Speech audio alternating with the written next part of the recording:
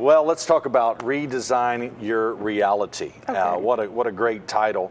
And this is based on a blueprints that calls you to go from surviving to thriving. Like our last guest, are there just certain principles that you cannot dance around, that you must apply in your life for success? Absolutely. This book is actually about transformation, and in it I combine practicality with inspiration to empower people to take control of their lives and to show them how to go from surviving to thriving, that they can become the architects of their own lives. And I do a parallel between life and building a house, because that's something that we can relate to. And what I do is I broke the book up into 4 sections, and the first one is laying a firm foundation, where I talk about what are your gifts and talents, who are you, what is your divine DNA, so you can find out what's unique and special about you. And in the second section, I entitled it A Work in Progress, because that's what we are. Yes. And this is what I call the how-to section of the book. And it's composed of 5 chapters: how to redesign your reality, how to get unstuck from a rut, how to manage life transitions, how to reinvent yourself, and how to manifest your potential. Wow. And in the 4th section, I call it A Date with Destiny. And this is more inspirational and insight as well. And in the 4th section, it is a life by design. This is where you celebrate the fulfillment of your dream, your goal, or whatever it is that you want to attain. But I don't stop right there. I challenge the reader to keep moving forward and explore all the possibilities for their lives. You know, the reality is most people are sitting on the sidelines watching a few live out their reality, live out their dream, live out their potential, live out their destiny. We're great cheerleaders. What is the greatest deficiency that keeps people from getting into the game, from taking control of their life? What do you think is the biggest first step that no one is able to take? One of the things I think is probably fear. Fear of the unknown. That's good. Fear of stepping out of our comfort zone. And we get in a place where we're just comfortable. I know that's where I was for a long time, working in corporate America. I had a great lifestyle, but I wasn't satisfied with where I was. It was just that paycheck mentality, where I was just going to work to collect the paycheck and paying the bills, but I wasn't following my passion because I didn't know where it was going to lead.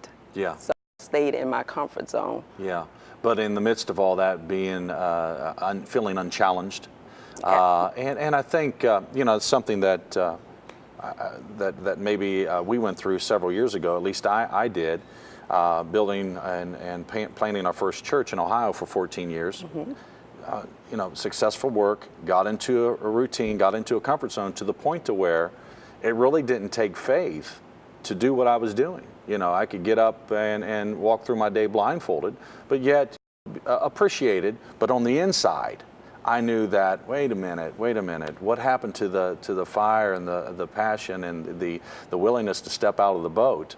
And I think you got to come to that place in your life where you're willing, your desire becomes greater than your fear. Absolutely. And you're willing to put that foot over the bow of that boat and say, sink or swim. You know, I'm not going to live my life like this. And I think it's wonderful, but fear is absolutely, I believe, one of the #1 things that keep people from the unknown, you know, from stepping out of the boat.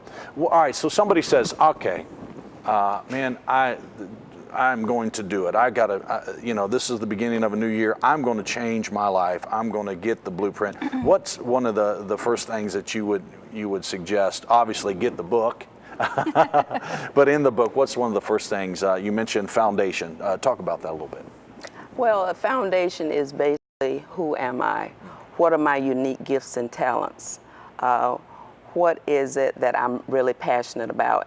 And in the book, I give exercises where I ask questions where you can actually go through and find out what is it that I'm Help discern what I'm uniquely gifted to do. That's good. And once you do that, what I do is I give what I call specifications. 3 specifications of how to design the reality that you want.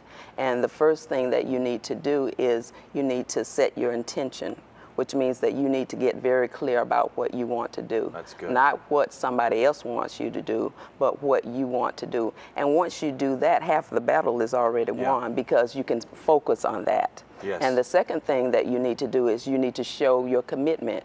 And of course, commitment is more than just words. It's an actual resolve where you say that I'm going to do this and I'm going to stick with it. It's like marriage. When you don't jump ship at the first first trouble. Yeah, that's right. I'm just sitting here minding my own business, learning from this life coach.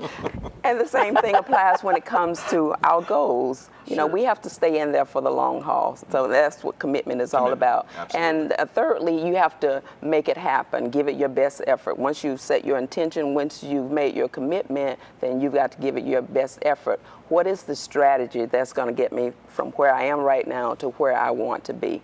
Okay? You need to set your goals and have a step-by-step plan of action. You can't get to goal planning until you get your intention right.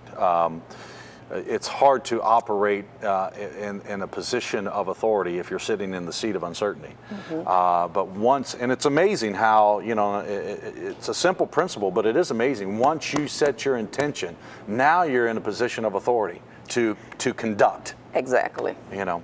Exactly. So the second part of after intention was the commitment thing. Absolutely. Most people fail because of lack of commitment. I'm sure of that. Amen. What was the third point of that? Make it happen. Give it your best effort. Yeah. Set your goals and come up with a strategy. When you're setting goals, do you set short-term, long-term, mid-term goals? All 3. Yeah. You start with short-term goals. What can I get accomplished today? What can I get accomplished next week? And what can I get accomplished next month? Because if you set them too far in advance, you might not be able to measure them properly. So you want to set measurable goals that you can accomplish short-term and build from there.